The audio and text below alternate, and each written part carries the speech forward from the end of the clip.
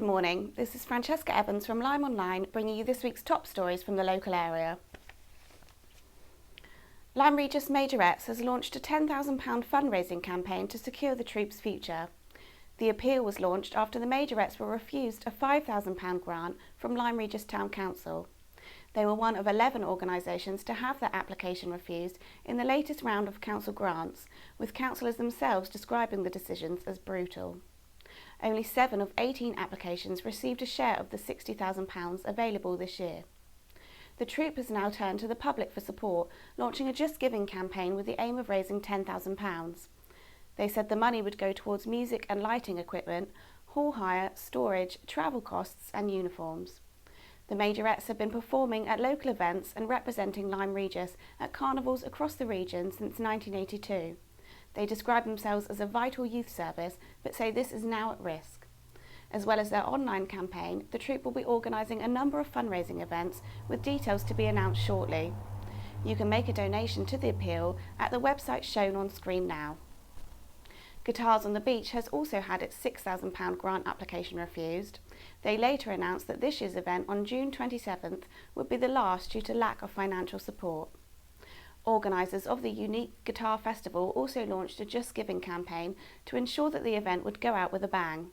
They have already almost reached their £2,000 target. You can pledge donations to Guitars on the Beach at the website shown on screen. Exeter-based airline Flybe collapsed into administration in the early hours of Thursday morning. All flights have been grounded and passengers are advised not to go to the airport unless they have booked a new flight with another airline. The collapse could leave thousands of people stranded across the UK and Europe and has also seen about 2,000 staff members lose their jobs. It has also raised questions over the future of Exeter and other regional airports. Local MPs and council leaders yesterday united in messages of disappointment and sadness over the airline's demise. Councillor Rufus Gilbert, Devon County Council Cabinet Member for Economy and Skills, described it as a hammer blow for the local economy. Meanwhile, and a little closer to home, Axminster Carpets has been saved from closure thanks to a group of private investors. It was announced last month that the historic company had gone into administration with almost all its 90 staff made redundant. The firm had almost £8 million in debt, but is now said to be well funded and debt-free. Emergency services were called out last weekend following reports that a person had been swept off the Cobb Wall in Lyme Regis. Coastguards received a 999 call reporting that a person had been swamped by a wave on the high wall of the Cobb and had been swept into the sea. Along with Lyme Regis lifeboat crew, they carried out a thorough search of the immediate sea area as well as on the Cobb, rock armour and beaches. Nothing was found and the incident was later reported as a false alarm with good intent. It comes just a week after the lifeboat crew warned the public not to walk on the high wall in stormy conditions, saying this could have potentially fatal results. Lyme Regis and the surrounding area now has its own community radio station following the launch of Lyme Bay Radio last weekend. The online station has been set up by Lyme Regis Development Trust with funding from the Lottery, Rotary Club, Regatta and Carnival Committee and Palmer's Brewery. The station will be manned by volunteers led by Simon and Tracy West and Chris Tipping. They will be presenting shows covering a range of topics and musical genres, as well as offering regular news, weather and travel updates. 5, 4, 3, 2, 1, go!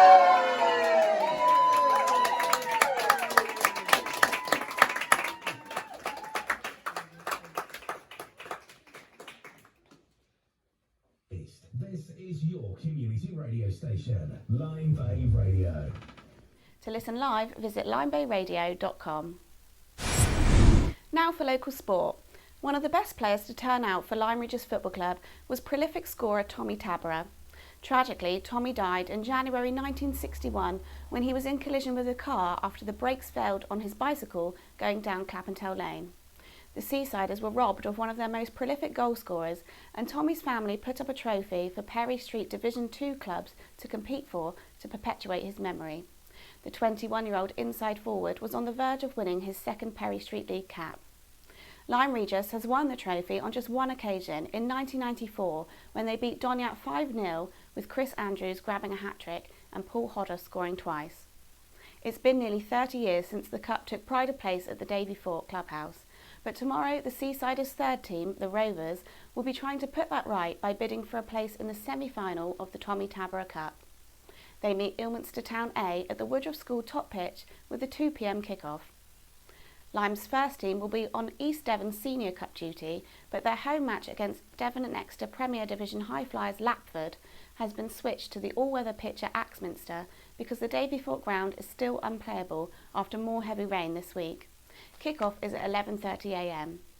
Lyme reserves, who have picked up 7 points from their last 3 games, will be well tested when they travel to Exeter University 5th 11, who occupy the runner-up spot in the Devon and Exeter Division 3.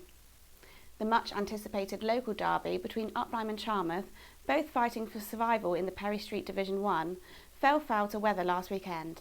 Tomorrow, Uplyme have a mountain to climb with a home match against Division 1 leaders Hawkchurch, who have lost only 1 game all season. Now let's take a look at what's coming up this weekend. This evening, Charmouth Scouts will host a screening of environmental film Trees Are the Key, created by local reforestation charity The Word Forest and narrated by actress Kate Winslet. The screening will be held at Charmouth Village Hall from 7 p.m. There'll be plenty of live music to keep you entertained this weekend, including Ellie McCall at the Pilot Boat from 9 p.m. tonight. Tomorrow evening, Bristol-based reggae band Laid Black will be at the Marine Theatre, while resident DJs will play at Swim. Several local pubs will also be showing the England v Wales Six Nations match with kick-off at 4:45 p.m. And on Sunday, the Marine Theatre will host its free Sunday sessions from 3 p.m, showcasing local musical talent, followed by a live screening of Riverdance's 25th anniversary show at 7 p.m. And finally, the weather. Light cloud and a fresh breeze are expected on Saturday, with temperatures of about 10 degrees centigrade. Winds will pick up overnight and into Sunday morning, with light showers expected in the early hours. Fingers crossed for some dry weather soon. Thanks for watching and have a great weekend.